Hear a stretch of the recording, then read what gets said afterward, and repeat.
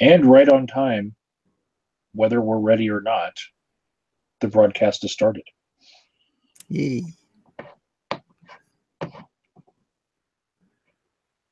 And we've got a couple people in the chat waiting for us. Specs Bean Farmer and Brian J. Welcome aboard. Willie Winwood wants to see me drink a Mountain Dew. He's going to be sadly disappointed. Yeah. I'm drinking coffee. That's a stimulant, and that's just going to have to do. Yes, everything I drink now has a 4-letter word on it. You don't get diet coffee. No, there's no such thing as diet coffee because there's sugar and sugar and sugar. Someone did try to introduce decaffeinated coffee to the office once. That didn't go down well. I don't imagine it did. That's a horrible bait and switch. Actually, they had to drink decaffeinated in the end for health reasons, but that's another story. That's their story.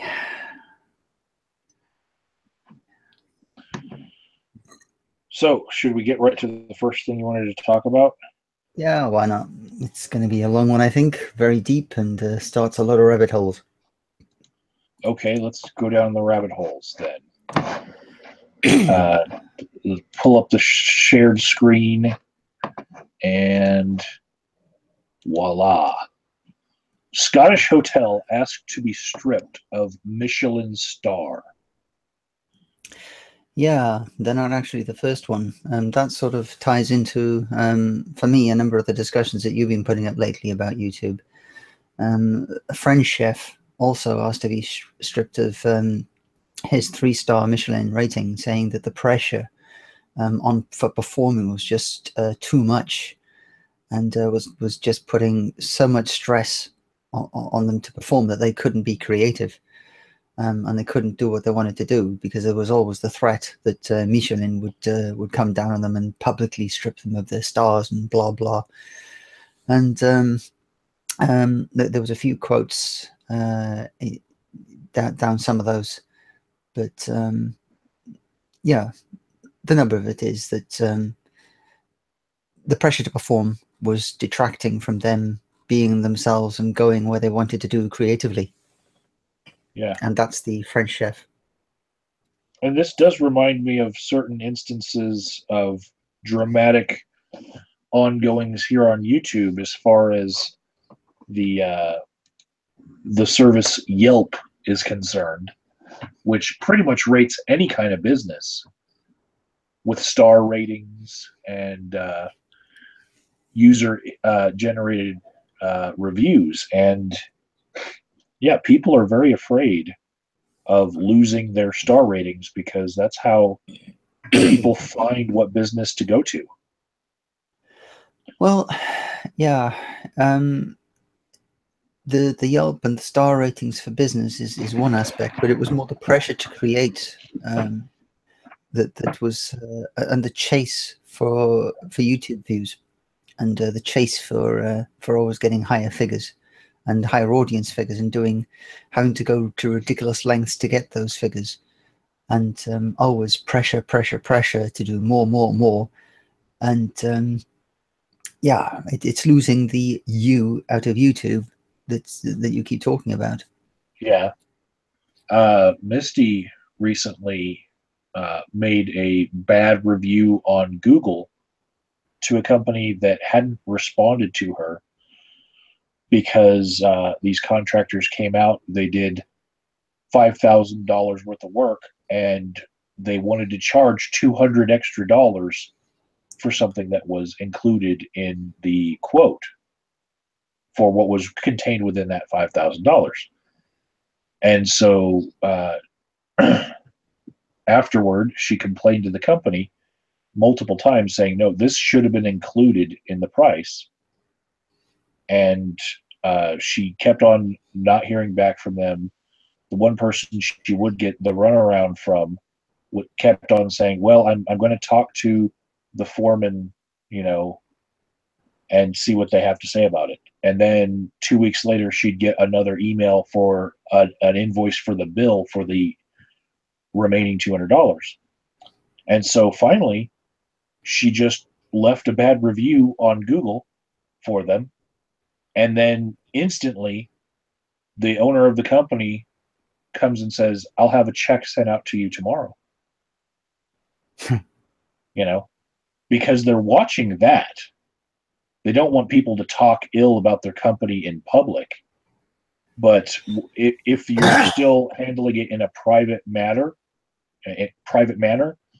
then they'll treat you as if they could still negotiate their way out of refunds or things that will affect their bottom line. But as soon as you start talking about them publicly, oh, you get their attention. Hmm. Yeah, that is a slightly different tangent to where I was coming at this article from. But yeah, that's I've had to use that myself a few times. Complain, hear nothing. Complain on social media, bang, you get a response. Well, definitely, if they were to be stripped of their 3-star or be knocked down to a 2 or 1 star, then their rating would affect how many people come to stay at their hotel, right? And to be stripped of the star, I think they actually just want to be removed from the ratings altogether. Well, yeah, I mean, the Michelin star is different to performance star. It's the Michelin star is a standard of it's not necessarily a standard of workmanship, as in how good you built that wall, but it's I mean, I go to a place, a food place, I go to my local pub, eat a steak there, and it's absolutely gorgeous. I love it. It's exactly the kind of thing that I want to eat. But Michelin, that's a different kind of food territory altogether. It doesn't speak about the overall quality of the food. It's a certain standard. It's a certain different quality of food for people who like certain other types of food. It doesn't say, it's not necessarily that the place is dirty or the place is serving bad food. It's just a particular type of food, and they said, look, take that method of standards away from us, because we don't want to hit that target. We got other targets that we want to hit. We want to be creative here and go in different directions. And the Michelin stars are sort of straitjacking them into a certain type of creativity. But much like other rating systems, straitjacket people into being polite and. No, Michelin, that kind of food is a certain kind of food that I don't normally get. I mean, I've eaten at a few of the restaurants, and particular, I've had good eating experiences, because it's a different kind of food in the way of, you don't necessarily get too much in the way of food, but what it's more focused on is flavors. Went to, there were little bits and pieces, and as you mix them, and the flavors really mixed in your mouth and all that, and but it's not the kind of food that I'd eat on a regular basis. Me neither. Sounds like gourmet. That was the word I was looking for. Gourmet. Boom. Yeah, sounds like it's overpriced gourmet, and that the 3 stars would make it so that they could charge a hefty premium for the same kind of food you could get somewhere else, or even make it home. Yeah, but is it now? Well, no, not really. I mean, if I was to, the stuff that I've had at those restaurants, there's no way that I could easily make that at home. Geesh, it would take all day just to make one of those dishes, and a lot of practice and the rest of that jazz. It's Michelin stars are worth it if you're interested in eating that particular kind of food. I don't know. I think I've gotten pretty big on being able to cook well for myself. Tonight for dinner, I had chicken with a artichoke and piquillo bruschetta over egg noodles, and it was amazing. Yeah, And I don't think that people are eating at the level that I'm eating when they go out to eat. You know, yeah, I feel like home cooked meals are very underrated. yeah. Agreed. But if the local pub were to do that meal, Michelin wouldn't rate it. It's not their kind of food. Huh. If you get what I mean.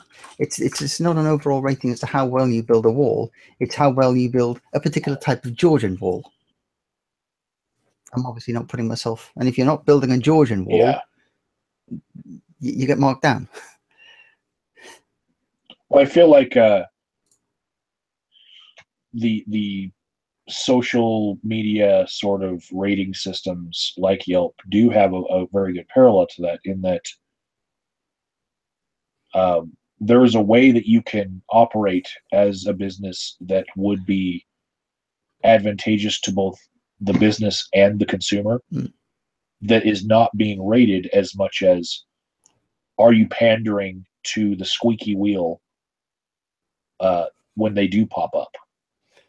Is that the kind of business that you run? Because if you're the kind of business that simply concentrates on satisfying your customers in the moment and never checks social media at all, Mm. you're going to suck on Yelp. You're not going to be rated as high because you're paying attention to the ski wheels. And it's a different type of running your business. It's a different Yeah, way of doing business that gets you those star ratings. yeah. But I mean, a lot of the people. I mean, we've got a as well as these Michelin star ratings. We've got a local, or in fact, I think it's national now rating that's given by the local authorities, who go in and rate the place on cleanliness and health and hygiene and all the rest of it, and you get a separate rating that you can put on the door. That kind of rating is Yeah. more of interest to me. That when I go in there and order from the menu, whatever I order is going to be to a good standard in hygienic kitchens and all the rest of it, rather than the Michelin stars. I think that intrinsically we don't have that here in America because we do not trust the government to tell us what is good or cleanly or not. If they have a license and they Yeah. haven't been shut down, we just expect that a food inspector has been out there to check to see if there's rat droppings in the kitchen, Mm. you know. And if they meet a certain level of cleanliness, they're just allowed to operate, you Yeah. know. And that's all we expect, is that minimum level of competence by the restaurateur. And we don't rely on the government to give us anything but that. And then we go to the social media things and the newspaper reviews. On the wall, when you walk into a lot of restaurants, you'll see that they have been featured as like one of the 5 best Chinese foods places in Denver 3 years in a row, and they'll have Yeah. each of those newspaper articles framed and up on the wall. And what's sad is those things can be very easily bought and paid for. Mm. I suppose that's one area where the UK and the US differ. I think because we are more local, um, word of mouth is more reliable than somewhere than Yelp. And when we visit each other, when we visit friends, and when friends visit me, I'll take them to my local pub, and we'll do a walk and yada yada, because I know where things are and where the good places to eat are for particular types of food, and we'll have that local knowledge. We're not driving 100 miles or 50 miles into a town and thinking where to eat and not knowing anyone who knows where to eat, if you know what I mean. I learned how shady when newspapers or companies such as Michelin with their star system, when they give reviews of places and they give ratings and rankings as far as which business is better than what. I learned how shady that is when I was operating my antiques market, where there were a couple other antiques markets in town, and the voting for the newspaper, the Gazette in Colorado Springs, was web based, and it was like social media voting, right? Mm. That's something that I have down to a T. I mastered that. I was kicking ass in their poll, Yeah. right? Because I have so many friends online, and so many of Oh, them that will do things for me, like upvote me, hmm. right? And then when just it came just down to uh, it, just to they interject quickly, you've got a premium thing, and I've had a message from Brian about the premium thing and reminding people. premium thing. Yeah, premium chat. Oh, I got a super chat. Yeah, you got to super chat on. Okay, I will address the super chat that happened. Thank you, Donald, for $2. All you wanted to say was "hey" for your $2. I will let you. I will allow you to say other things other than "hey," and I will respond to those as well, because I feel like you're not getting your money's worth. Because "hey" back. Anyways, Sorry for butting in. I thought that was important. thanks for pointing it out. Um, but when I was in this poll on the Gazette, I won the online version of it. But my competitors, who had been in operation for 2 decades, both of them, they had ad campaigns with the Gazette where they were ads in the classified section over a long period of time. And so they had long-standing accounts where they were using the Gazette for business, for advertising, and also to create this uh, reputation in the city as being the place to go for these things. And so, because they were paying customers of the Gazette, when the results were finally tallied and reorganized as per what the Gazette said one, Hmm. I didn't even come in on the results page, What? even though I was first place in the vote. My Yeah. business was first place in the voting by all the people. So the best of the springs was completely rigged by whether or not your business had an account for advertising with that newspaper. Yeah, and that's Do I trust something like Michelin stars to tell me uh, what food is good? No, because I figure that place has an advertising campaign with a magazine, and that magazine then sponsors the Michelin star rating. Hmm. That's what I immediately will think of is like if you have any magazine, radio, or newspaper saying that you're the best, I figure you paid for it. They don't pay for it. But what happens is they wound up with people coming in expecting a certain uh, a certain wall to be built, a certain type and a certain class of food, and that they're then stuck with that. If they deviate from that, then people get angry because, well, hey, the Michelin rate system says you're blah and you're doing blah. What? And they just want to be free from that expectation from what was building Georgian walls. In the US, the equivalent would be ISO standards. And I have not seen them applied to food that well. Like the food industry hasn't adopted ISO. Now, I'm But obviously failing to make to say that this isn't a standard of wall building. yeah, This is the type of wall that you build. yes, You're building a different type of wall to a high standard, but yeah. not the type of wall that people expect you to build because you've got a reputation for it. Yeah. With ISO standards, I feel like they specify that if you make this certain kind of product, it will have these specifications at a minimum. They have classifications of products, and the standards are of like quality or one thing, actually the type of thing that it is. When you say it is this type of thing, the ball bearings will have certain sizes that you're offering. If you're Yeah, going to call yourself a ball bearing company. yeah, but that's the trick. It's not the standards of wall. Okay, ISO, you're building a wall to this standard, this specification. It has to withstand this kind of thing. You're meeting the ISO.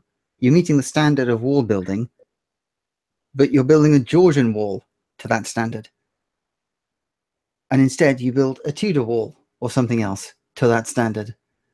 If there That's where were the distinction ISO comes in. standards for Georgian and Tudor walls, you would Yeah, get in trouble if you built a Tudor wall instead of a Georgian wall if you were a yeah, Georgian wall company.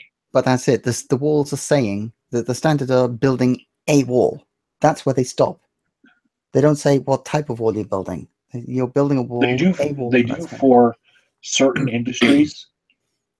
They absolutely do, and it's some of their standards that people will get dinged on, Mm, ISO compliant, are completely boxing them into not having any ability to innovate at yeah. all.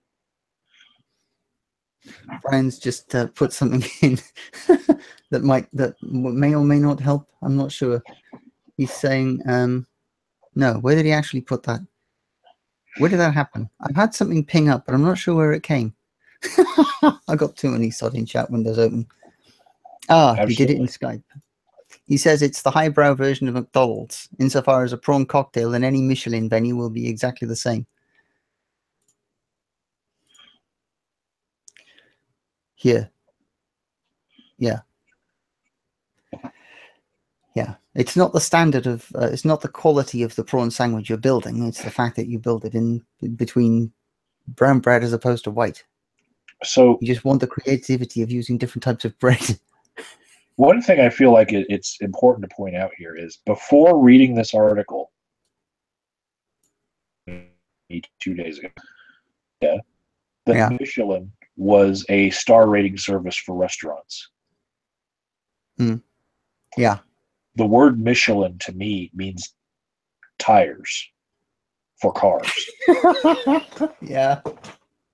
And if you look at So, the logo, yeah, it's the Stay Puft Man. The Michelin Man, sorry. The Michelin so Man. Puft Man. Batfly has given me a super chat of $13.37, which I believe translates to the fact that he is elite. He's a elite hacker. He's elite in the way that he operates on the internet. And he has sent me the Myth of Authority and a link here. Well, as much as he could get of a link. So I'm going to try to see if I can get this to work. Why would Batfly make me watch this? I feel like if I find this video, it's going to be a Rickroll. Probably one of Because, the most expensive Rickrolls ever. yes, the myth of authority.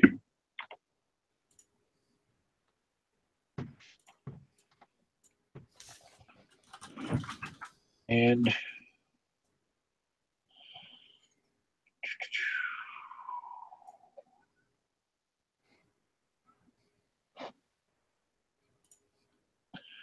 the one that I find when It's one of Batfly's own videos, and it's not a Rickroll, but it's the best part of 20 minutes long. yeah, Initial scan looks like it's probably going to be worth watching at some point. yeah. Batfly, we already have a lot of things on the On the plate right agenda. now. On And the now agenda.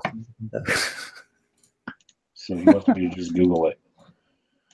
I think I might have to watch this on the side and then comment on it in a different video. Oh, for future debate. For future debate? Mm. He said for future debate. Okay. Hey, everybody. Well, we have been commissioned to do future debate on the myth of authority. I really feel this is weird when people are super chatting me money here.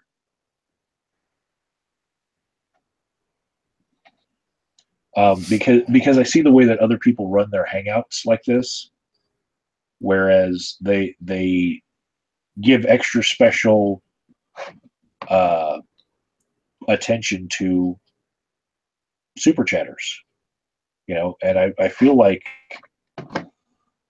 everyone's welcome to comment and get something from me in the comments. The Batfly's like, money talks.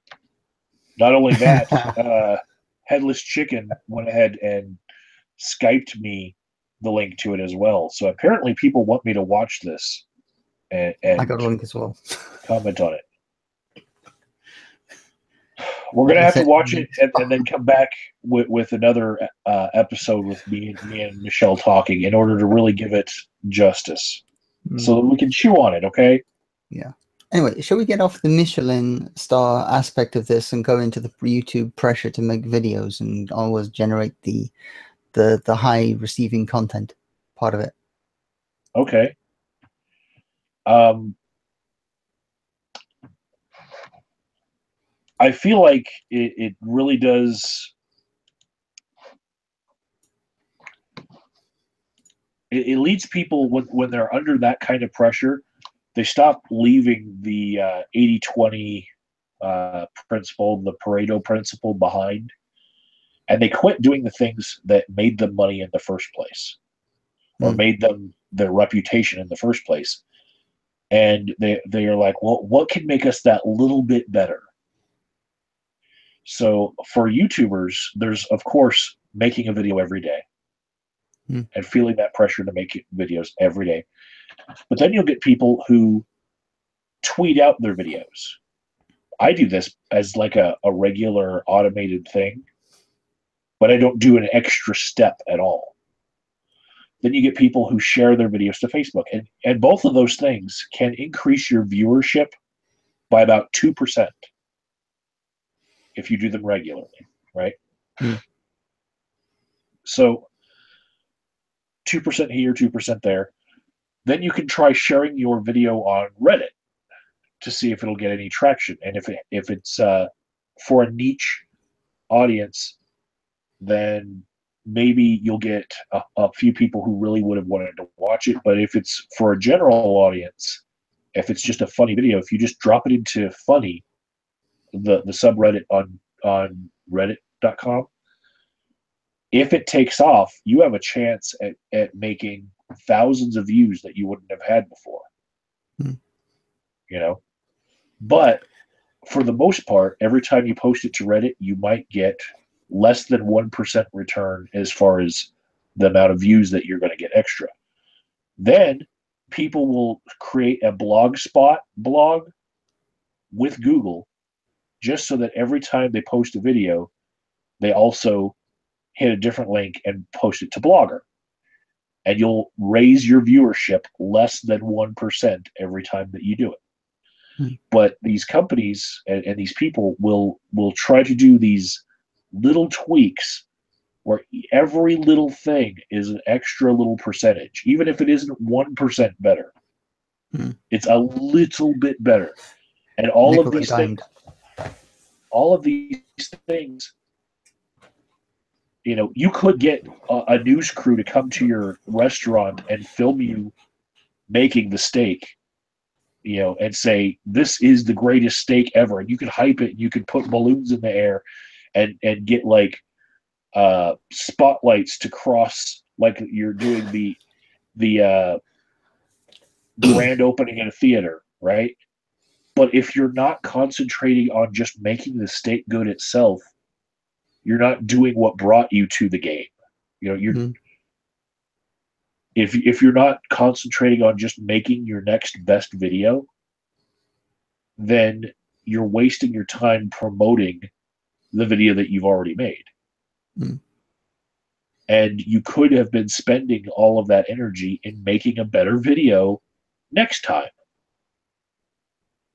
rather than all the promotion that people put into each and every video that they're making. This is a big reason why, unless I'm already in a video editor, paste some clips together, I don't put intros on my videos. I just hit record myself saying what I want to say, or I record what it is I'm seeing and I want to share with people, and then I post it.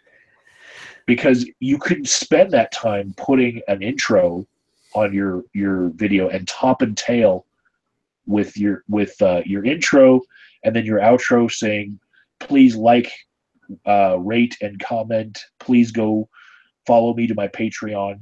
You could say all those things. You're going to get maybe 2% return for all that bother, and you could have just made another video. And that's something that you used to do. Yes, it is something that I used to do. There's a lot of things that I used to waste my time on that were not giving me enough of a return for my time, and I stopped doing them. That's one of the biggest thing is something that Bionic Dance, I called her out for this, but she was posting her videos in every group on Facebook that had anything to do with atheism. Right? So she would go group to group to group, and she would probably, for every video that she put up, she would probably spend an hour going into every one of those groups. Now, previously, I had done something similar where I joined these groups just to network and have people find out that I had a YouTube channel and subscribe to it. But I didn't post every video I made to these groups. And what I noticed was she was a member of many of the same groups as me, and I was getting notifications for her video in all of these groups. What I ended up doing was turning notifications off on the groups, so I wouldn't have my phone blow up every time Bionic Dance made a goddamn video, right? And what I realized was what she was doing was killing the groups, because everyone else was doing the same thing as me, turning off notifications, because everyone who's trying to it. Reddit has a rule that you're not supposed to self-publicize your own content, and if they find out that you did that, there are harsh penalties against your Reddit account. Yeah, interestingly, some of the things regarding intros and jump cutting, I'm actually thinking of starting to introduce that. Because I found that an intro can actually be a very interesting break. If I start a video with a humorous thing, and Yes. and then when the punchline comes, go to an intro rather than, because it fills the space with nothing, and gives people room to laugh or groan or facepalm before moving on with the video. And jump cuts for me do make things shorter. When I'm thinking that, you know, people don't have that much time to watch videos, so if I can make it shorter and punchier, it saves them a lot of time. But I've just been reading in the live chat, Badfi said the only thing worse than intros are the whacks who do jump cuts, taking all the pauses. Irritating. So it's potentially, you know, but yeah, you can't win. You can't win. For me, I'm actually thinking the jump cuts, when I do them, I don't usually take out the uhs or the pauses that I actually put in. But what you'll see is there's no breathing in the whole video. So it seems like I'm talking a very long time to be talking on one breath. And it's kind of creepy.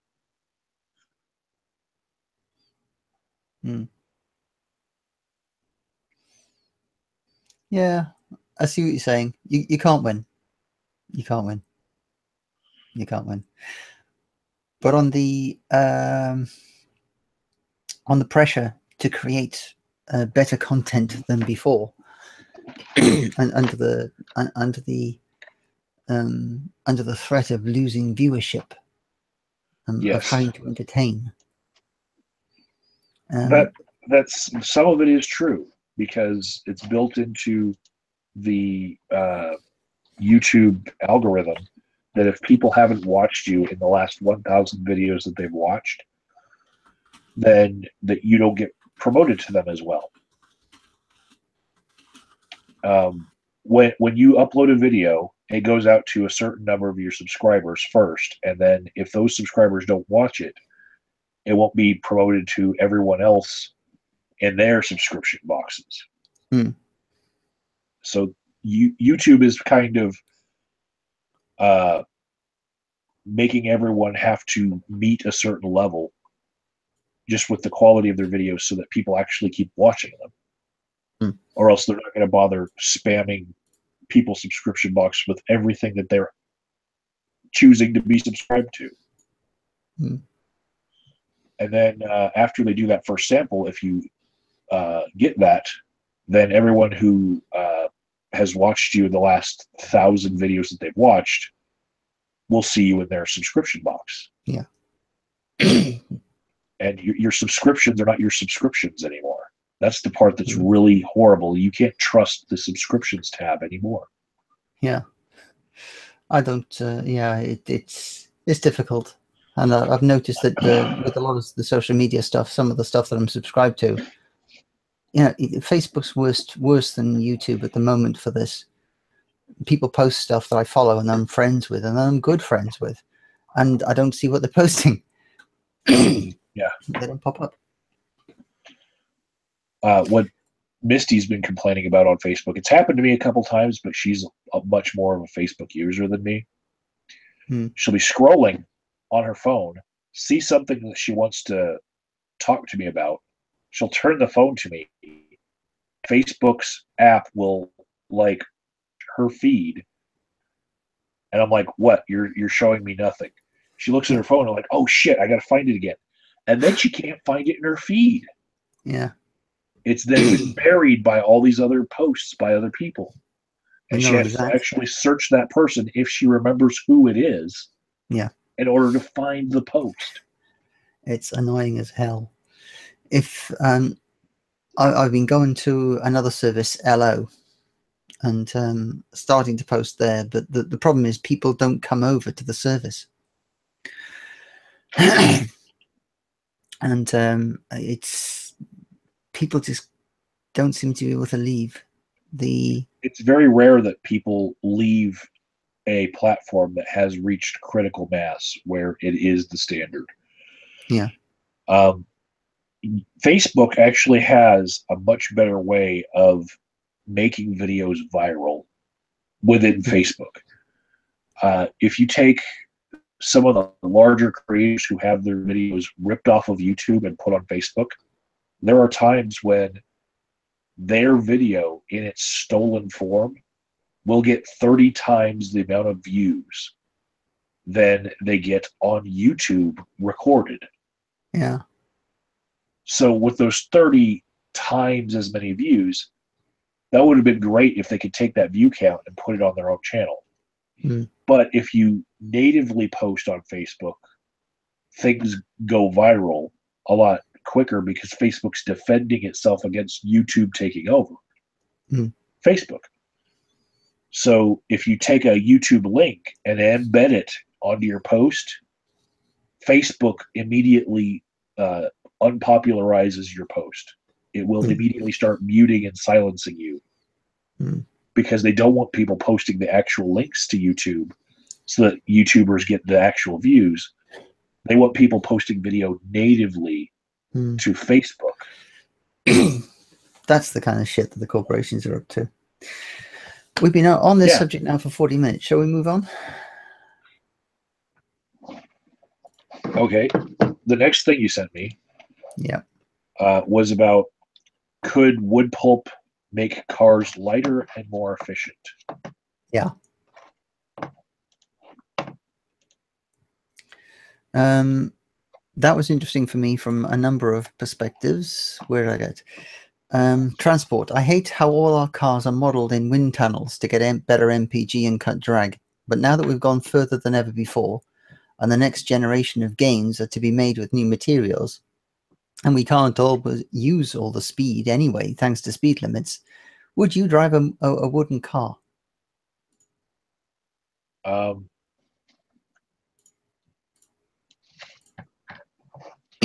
when I was first put into cars, the paneling inside the cars was wooden.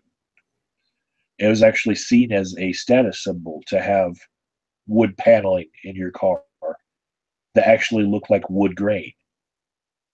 And then cars started to make fake wood with plastic in order to make that look more affordable for people. And then the wood paneling just kind of phased out and out of style by the 90s. Hmm. So I don't have that aversion to the look of wood,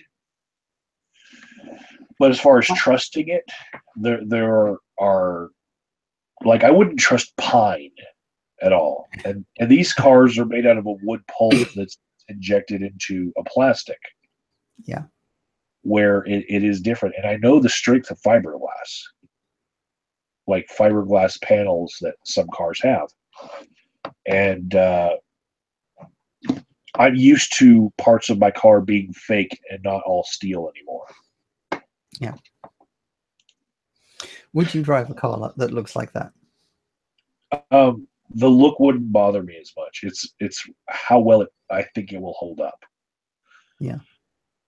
A big thing that I'd be worried about would be, is it going to rot in the rain? Trees don't. Like I wouldn't be afraid while living trees don't. living trees don't. Wow. Yeah. But I've seen a lot of fence posts that have gone rotten over the years. Yeah, I know what you're saying. There's even a market for that kind of rotten wood here in America because the antique look of it. People like to do crafts with it. Hmm. Nah, that's something I didn't know. But I think it would really depend on what type of wood you're using. Like that wood pulp plastic combination, I have no experience with it. Hmm. But I want something that was as solid as teak wood, or Without the basswood. weight. But it would be very hard to make panels out of teak wood. Hmm. Because you'd have to glue them together, because you couldn't get a whole fender out of carving it out of a tree. You'd go through a lot of trees real quick. That'd be very expensive. But would you drive? So the looks would be fine. You would drive a car that looked like that had a bit of character to it, that wasn't necessarily made of metal, and had a bit more personality. If you trusted the materials that it was made from. Yeah. I mean, for centuries we had wagons that were made out of wood, and they held up pretty well while they were in use. Hmm. There were horse-drawn carriages that were made out of wood. There were sleds that were made out of wood. Yeah. Sleighs and whatnot. But when these cars become electric, I think I'll trust it a little bit more, because I'm used to seeing temperatures of like 400 degrees come off of an engine that's overheating. Yeah. And I would be afraid that the engine would catch fire, especially if there's an oil leak and that oil was then like dripping onto the wood and soaking into it to make it even more flammable. Hmm. You know? Yeah, Exile says make it out of Bondo. Okay. I don't know what Bondo is, but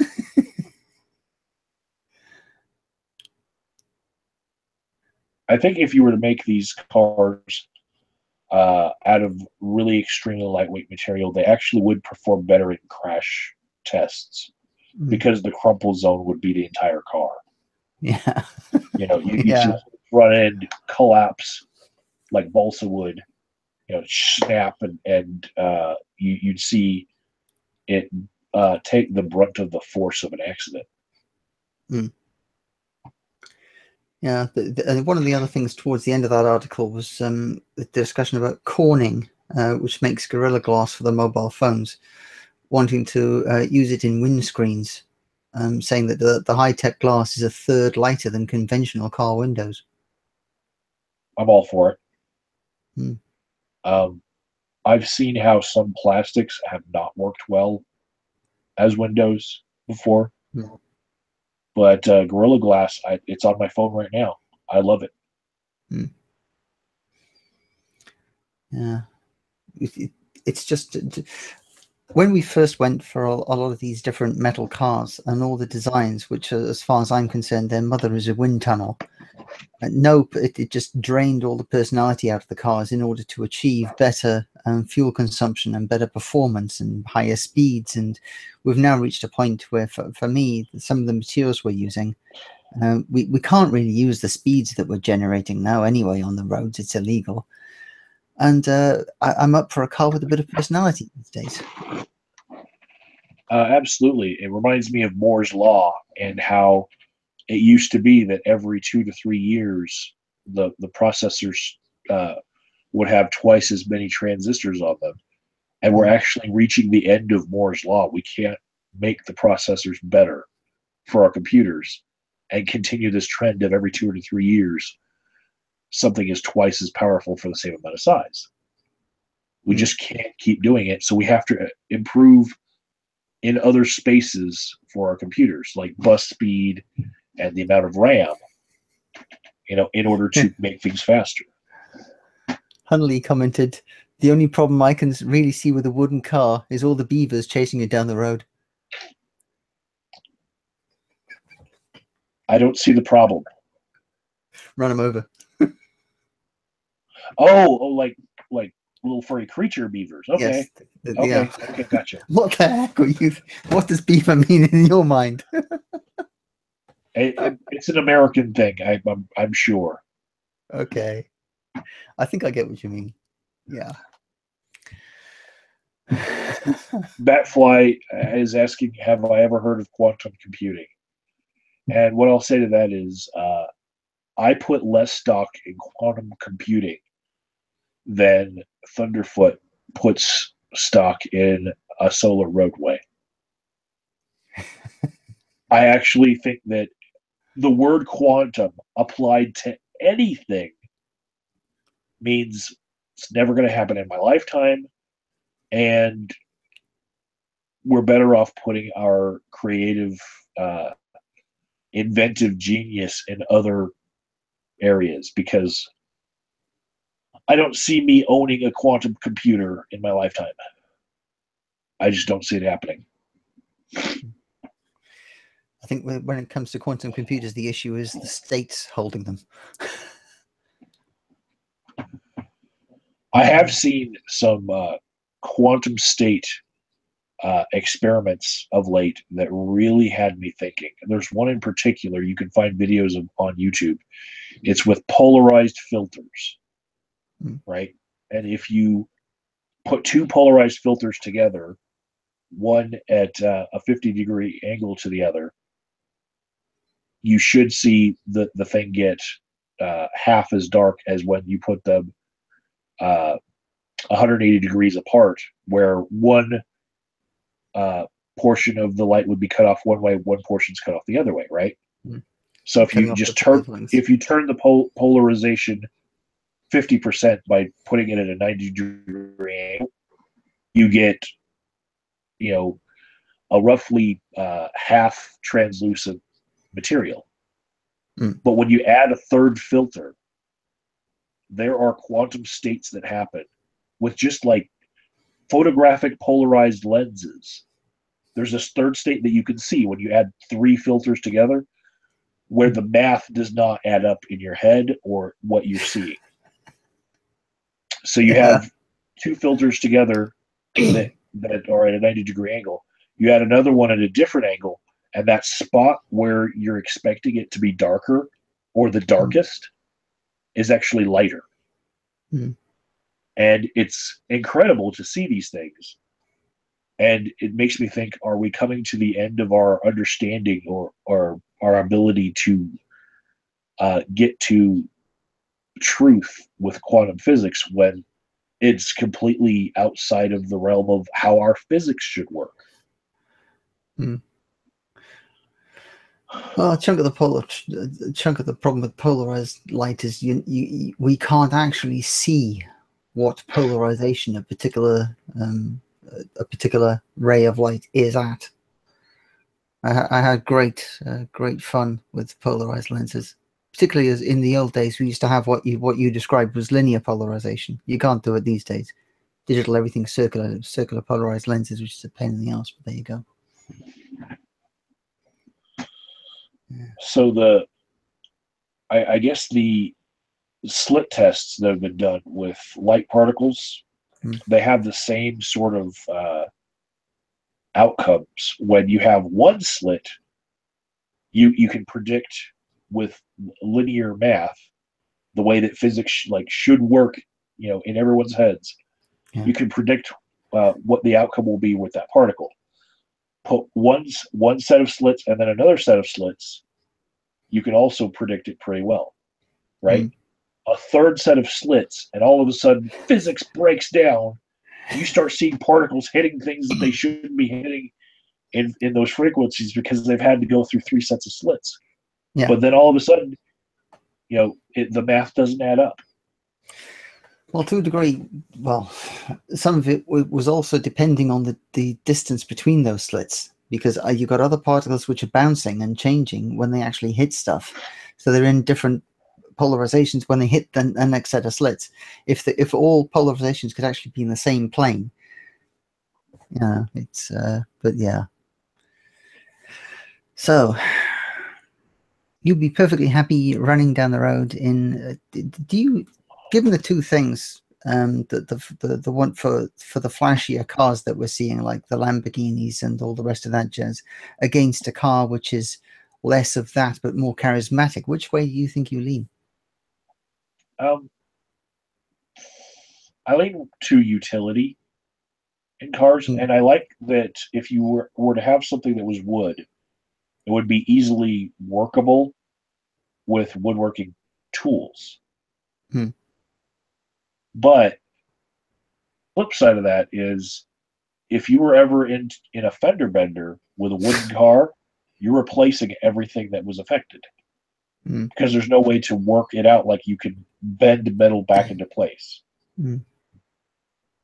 So the utility of being able to repair something and keep the same parts is gone. Mm. I would actually like, if they're going to make this wood pulp a thing, where they're giving out this technology to the world. When we're all getting 3D printers in our houses, I'd like to see a 3D printed car with wood pulp and plastic, and maybe you might have to order the motor, the electric Mm. motor, and the batteries separate, but you'd be able to 3D print the entire rest of the car, and what can't be printed with the printer would snap together with two pieces printed from the printer in a way that was strong enough to last for a very long time. Mm. But then we'd probably be seeing space restrictions. Like our, what I mean basically is we'd need a 3D printer so large that we might as well turn our living room into a 3D printer and just get all the furniture out when we want to print something.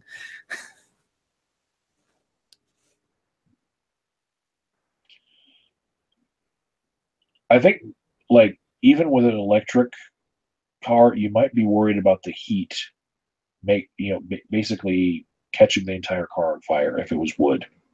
Hmm. I know that my stir sticks, my wooden spoons, don't catch fire when I use them on my skillets, but I'd still be afraid that over time there would be uh, a fire. Hmm. Now, this new plastic with the wood pulp, I'm not sure, but if it was wood as I understand it, then uh, I don't think I could wrap my head around it. You care more about utility than looks. You don't really care what it's made out of, so long as it can do the job. Yeah. And there are some times where light is not good. Yeah. Like we're talking about reaching speed benchmarks that are faster than any car that you would ever want. Yeah. Because why would you want a car that goes 300 miles an hour when you're not allowed to? There's no 300-mile-an-hour speed limit. There's no Autobahn in America, right? We've already hit that. So what I would then be asking is, I have my truck and I could pull up a tree stump with it. Yeah. I could pull somebody else's car out of the mud with it. Mm. Can you do that with a wooden truck that doesn't have the weight to be able to pull with? Well, I think with the switch to electric motors, the torque on some of those is incredible.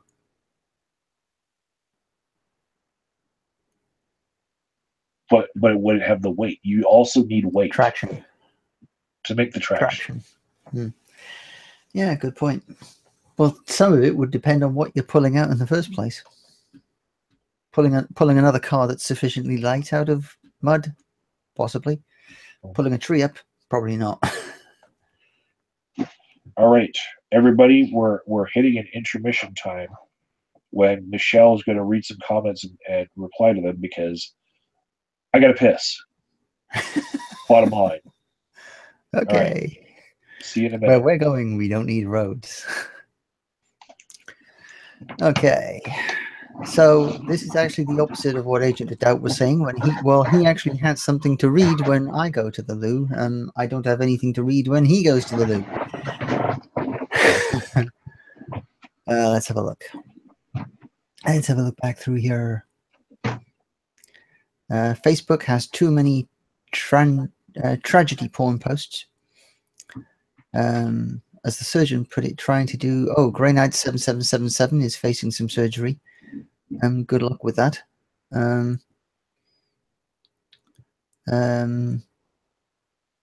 Quinta Tijim nuked their Facebook long ago. Yeah, it's a real problem. One of the things I do feel with a lot of social media is that it's really buggering things up in terms of, a lot of my friends are on it now, and used to connect with one friend and catch up with them and be with them for whatever they were facing, and then move away and interact with another friend. These days I'm reading posts, and I'm reading one from one friend who's lost their cat, and that's or something bad has happened to them, and it's really hit them, and you want to empathize with them and be there for them. And then in the very next post, you've seen another friend who's passed some exams or something wonderful has happened in their life, got a new job, and it's yay. And suddenly the social media roller coaster has got me up and down like a yo-yo. And it's, I really long for, one of the reasons why I do spend time with people is to spend time with them and be part of what they're experiencing and share experiences with that. And I wish I could nuke FaceAche, but it's going to take something else to come along that isn't so commercially driven. But then you've got to keep the lights on for who knows. I think time will tell. Part of me is hoping that FaceAche and Google, YouTube completely fail with the advertising things and forces a change. As I've said on other videos, I'm a believer in paying for the services we use. And if these services were more accountable to us instead of the advertisers, then maybe we'd see more changes happen towards that to make the services better for us. But who knows? That's going to take a while.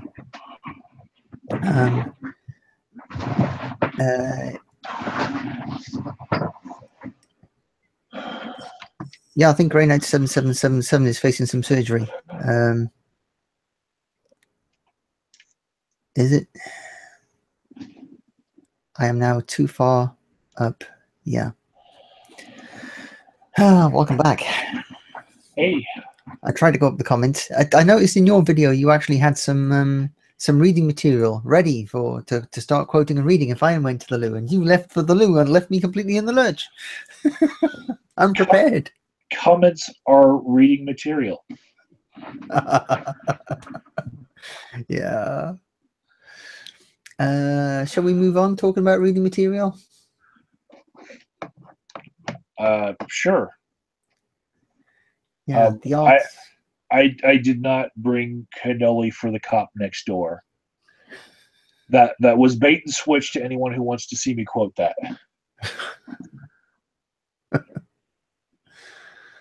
The art made to be destroyed.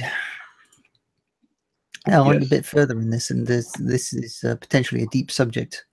As atheists, we believe that we're not going to be around when we die, but there's still a desire to leave something lasting. So how does that clash with the view of ephemeral art?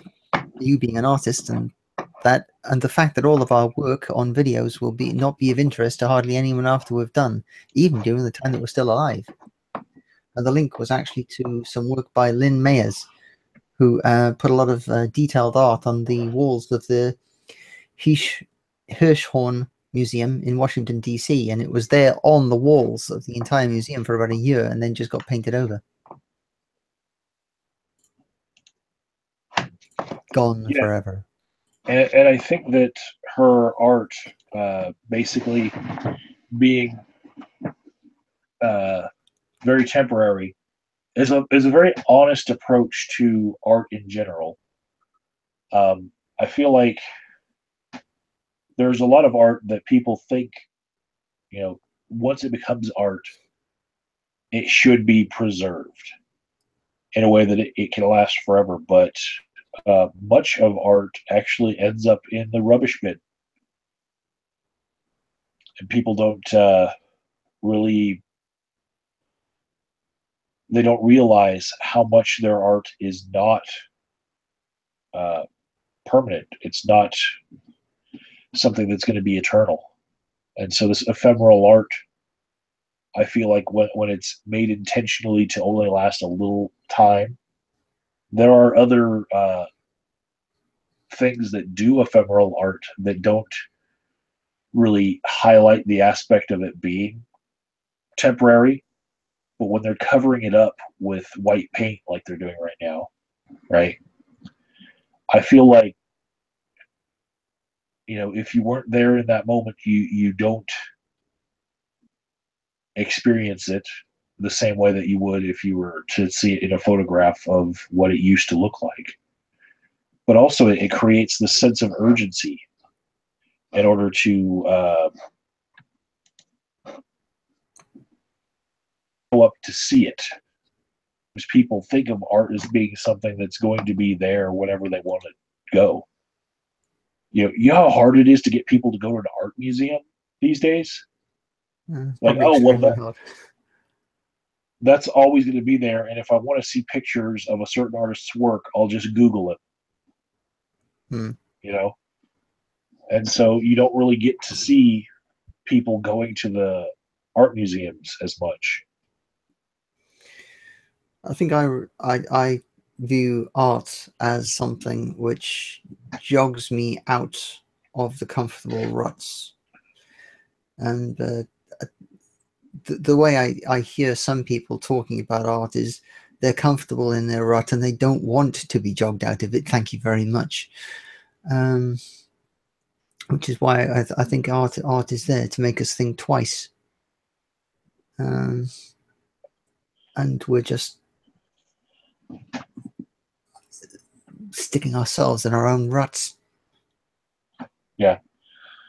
Um, One of the artists that was trying to get everyone out of their ruts worldwide was Andy Warhol. Hmm. And a lot of what he did was reproducing commercialized art, like the Campbell soup can, but also the Brillo pad boxes that he made. Hmm. Do you know about the Brillo box? Yeah. There's a wonderful there's a documentary on HBO right now about the Brillo box, just that part. But basically, um, he's one of those artists that I used to hate when I first started looking into art. Hmm.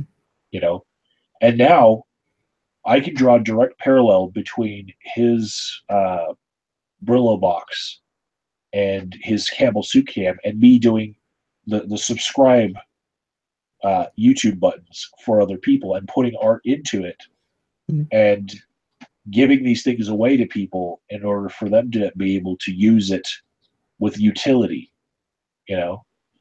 And I think there is a sort of art that gets underappreciated that's in everyday marketing of products. Hmm. And yeah, it really made me see things in a different way, to see that you can find art in a lot of places that people don't look for it. Yeah. Yeah, there's a hell of a lot of art in design of anything. In this mug, for example, Yeah. you just look at it and not think. But sometimes you look at something and you're not. It still nevertheless clicks. I like that. I like the look of that. I like it, even without getting in depth about the art that it contains. The chair that you're sitting in, Yeah. it's got a feel to it. When you look at it, it makes you feel like you're looking at someone who's sitting in a race car seat. Yeah. They are really into technology and what it can bring to uh, the ergonomics of sitting and working at a computer. Yeah. Whereas mine screams comfort. You know, there's no more comfortable chair in all of YouTube than Mm. mine. You know, I'm basically great artists steal, right? And I'm stealing from Dr. Claw from Inspector Gadget, because I got this big back to my chair, and Mm. it makes me look evil. I actually stole from Specs, and he said in chat, "This chair's his fault." I had a chair not too dissimilar to yours, and the long story short is I went back on it 1-2 times too many, and the center pole just broke, so I had to find another one, and then I was on other office chairs, and then I thought, stuff it, and this one is actually a race chair that they've built into a chair, so I'm hoping that this one's going to last a damn sight longer. Again, utility. I had a series of chairs that I started out with my channel with before these leather chairs that I was using, these giant lazy boys, and they were all office chairs, and the same part broke on 3 of them. Yeah. And the third one that I bought was actually rated for fat people. And I bought it from Sam's Club, but it was rated up to 350 pounds, which is something I have never weighed 350 pounds in my life, but I still broke the chair. It only took me like 6 months to do it. And there's this piece of steel that will just snap if you keep on leaning back. Yeah. You know, Batflies just commented, "Got my chair from a hotel liquidator for $35. Been using it for 10 years." well, he got a better deal than me. Yeah. I think I was at 135 from a thrift store for this one, and it's worked out pretty well. If you guys saw how much I abused this chair, because I feel like chairs are so temporary, you guys would probably hate me. There's paint on my chair from me painting, and I Here haven't too. washed it. Here too. And let me just grab my camera, give you guys a close up of the arm of my chair, just to point this out. There is paint on my chair. Shit, that's worse than mine. At least when I'm Yeah. sat in mine, you can't see it. Well, most of this is acrylic paint, Yeah. so I could just take water and a rag and wipe it up, and I could just rub it out. But it gives it character, to have these acrylic paint spots on it. And really, thing is, I'm all about utility, right? Yeah. And when I do utility, I want something that I don't have to clean all the time or worry that it's going to be splashed with paint. Yeah. There's a lot of paint in here. I might have some on my thumb and then accidentally, rub it on my armrest, and I don't want to be worried about, do I need to clean it, or is it going to stain? Yeah, I sort of got that way with cars as well. It was a case of it's what's the point in spending tens and tens of thousands on a really flash car and really going all out to get something that's a nice status symbol if you're going to park it in a supermarket and some arsehole's going to open their door into it. Yeah, I've actually thought that I would rather have 10 Dodge Neons than a Porsche. Yeah. And you get a better price on 10 Dodge Neons. You could have a rainbow of colors to choose from Which one in I'm your going to drive driveway. And if you broke one, you could just leave it on the side of the road and let someone tow it away later. today. You could have a disposable fleet of Dodge Neons, or you could have one Porsche. Proctor Hawk says that their painting studio looks like a slaughterhouse. And does solder Eon asks, does solder residue and electronic parts count? That's I've actually got another chair behind me. One of the things that I went for a slightly slimmer chairs rather than go for another lazy chair, comfort chair like yours, is purely because of the size in this office. Needed something slim. Well, I've been pushing this chair out of the way and using that computer chair over there for a lot of my streams and a lot of actually making art in here, because just the ability to swivel is missing from this chair a lot. This is just so comfortable that I use it a lot. But I'll push it out of the way to use that one if I need the ability to swivel between screens and my art desk.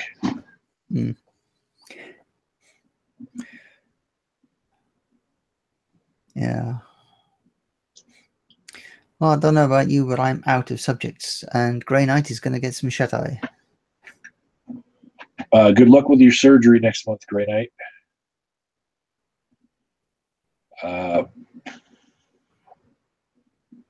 Batfly, you need to check out my YouTuber meetup group and show up sometime. I do believe I owe you a beer and my opinions on a YouTube video now. The spec says that your chair looks bigger than his car.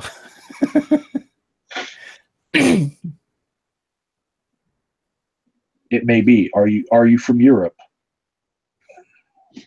Yeah, he is. He's Welsh. Oh, he's Welsh? Yeah. Are we talking before or after you put the penny in the back of the car and then wind it up? I don't think he's quite that bad. We're talking European cars here. Yeah. Oh, God. Just got to move. Oh.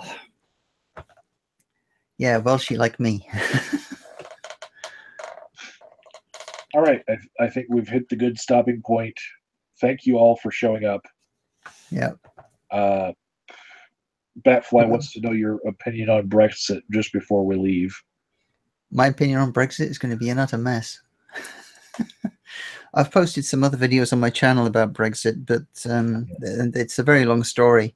I mean, I was initially slightly pro-Remain to keep things open, but listening to as Brexit continues, the European politicians are the ones that have slung me slightly more towards the Leave side, and that's because they're really gunning for punishing the UK.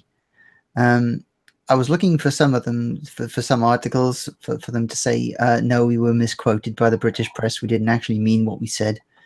Juncker is one of the worst for this sort of thing, but no. Apparently it does look like they mean what they say. They want to punish the UK. And on top of that, more seriously, it does look like the European politics, in my eyes, is critically flawed. It's, one of the key things that I'm watching at the minute is we had a thing in Europe, whereas a company could operate out of one country and pay their taxes in that country, even though they're doing business all over. And we've got this thing with a lot of the tech companies settled in Ireland, the Republic of Ireland, in order to get the better taxes there.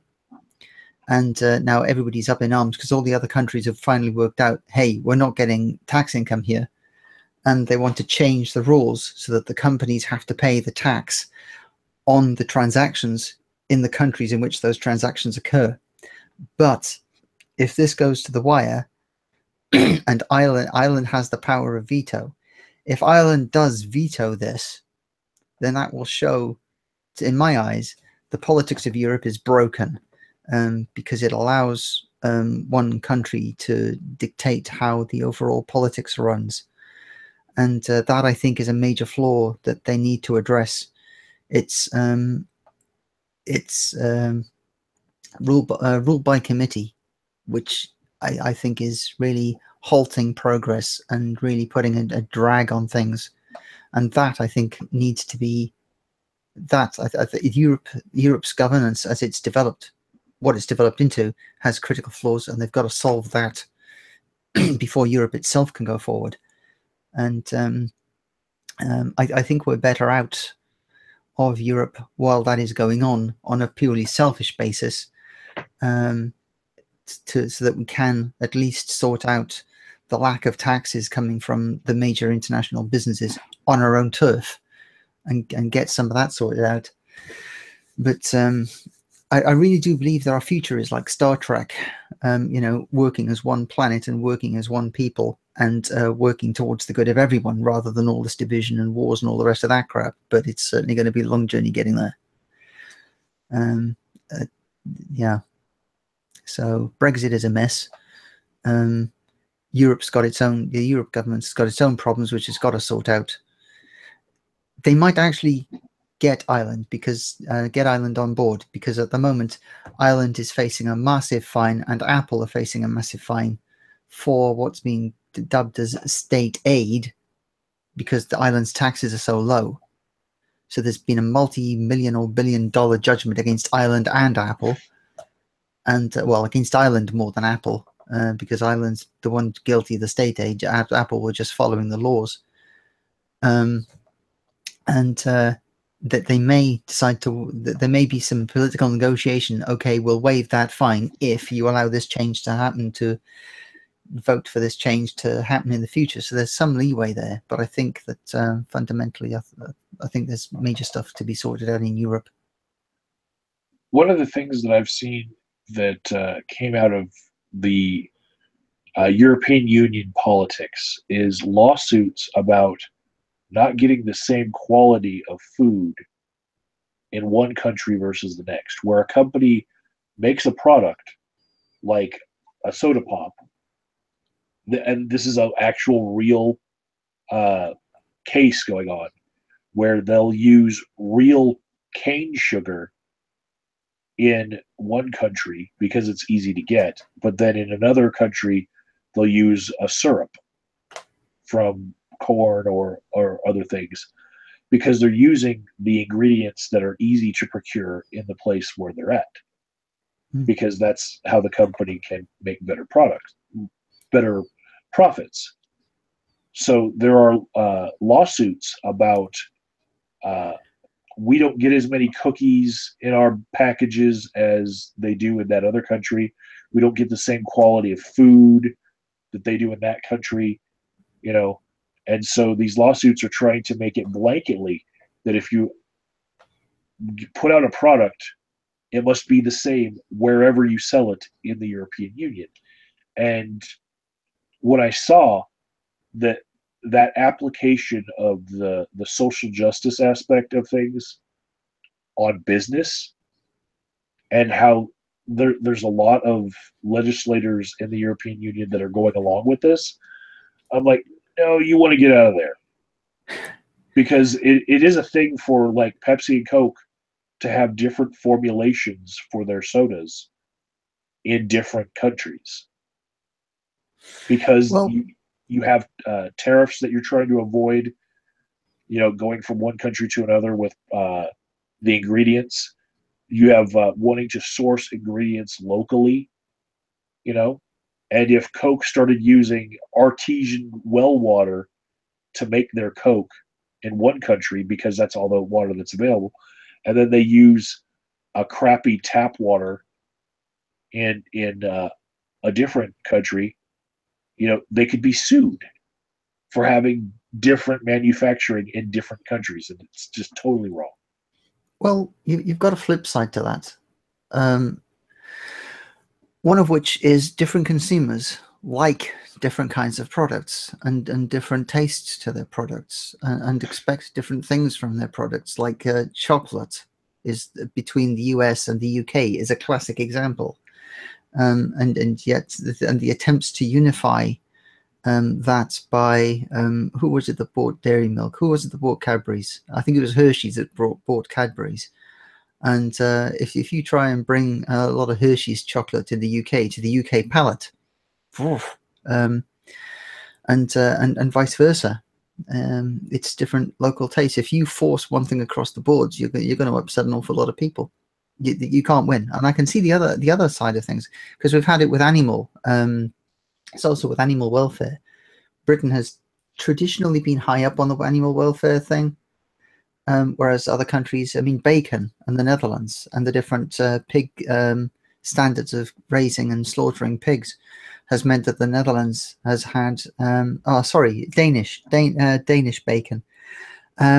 Denmark, different standards. I think Netherlands as well. The problem is this thing is so widespread and so patchy. It's all over the place. But a country that has lower standards, lower production costs, is able to bring in their product and undercut the local market where there's higher standards.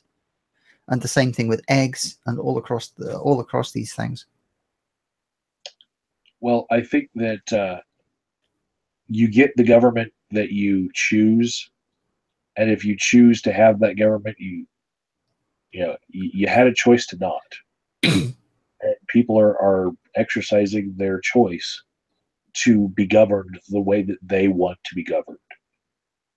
So, whatever the popular vote is in the UK, I think that that's what they should go with, especially when it's still easy for people to emigrate to a different country that'll be remaining in the European Union, should they like to stick with the European Union standards.